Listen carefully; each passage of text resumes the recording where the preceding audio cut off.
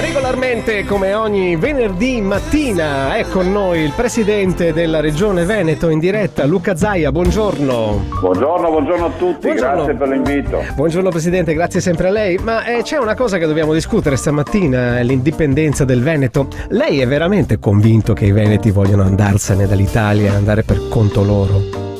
Ma io penso che sia fondamentale e corretto dare modo di esprimersi a tutti i veneti, a quelli che sono a favore e a quelli che sono contro. Come accade nei paesi civili, come è accaduto in Scozia, dove l'indipendenza ha perso col 45%, come accadrà, io spero, in Catalogna, visto e considerato che i referendum legali, consultivi, quindi non deliberano nulla, ma è solo sentire l'opinione dei cittadini, e questo mi permette di dirle rappresenta anche un bel pungolo per Roma, e infatti Roma è molto più agitata di prima rispetto a quello che noi stiamo chiedendo. In Catalogna però c'è 106 a favore e 28 contrari al Parlamento, insomma, sono stati anche molto democratici, hanno votato, insomma, hanno dato la possibilità, stanno dando la possibilità per il prossimo 9 novembre. Invece a Roma si incontrano abbastanza resistenze. Per quali motivo, secondo lei?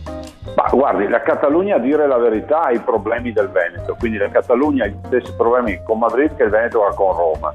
E anche noi abbiamo approvato la legge referendaria, peraltro prima della Catalogna. Il vero tema è che Roma non vuole riconoscere questo diritto, che è un diritto che non ti porta direttamente alla secessione, ma ti porta ad aprire una grande discussione, perché quando tu scopri con un referendum che il 50% più uno, piuttosto che il 60 o 70 dei cittadini ti dice che vuole l'indipendenza, penso che Roma deve porsi anche dei quesiti che oggi non si pone. Noi non possiamo essere la periferia dell'impero, essere sempre la gallina dalle uova d'oro. Sì, però ci saranno anche svantaggi, comunque non saranno tutti vantaggi, perché si esce dall'Europa, poi per rientrare bisogna rifare la domanda, bisogna avere probabilmente un esercito proprio, come dicevano in Scozia. Poi non so quali siano così i parametri italiani per una cosa come questa, ma sicuramente ci sarà qualche svantaggio, no? Guardi, se noi guardiamo i parametri sociali ed economici, il Veneto andrebbe nel club delle grandi potenze a livello internazionale. Pensi che noi abbiamo indicatori economici che sono migliori che della Baviera.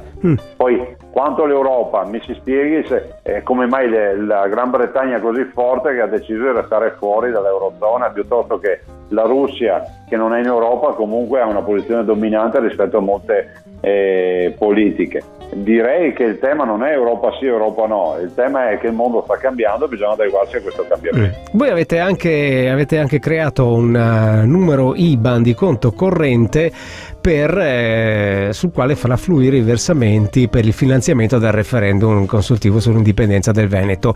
E avete già avuto molte adesioni? Avete già avuto molti versamenti? Oppure comincia tutto da settimana prossima?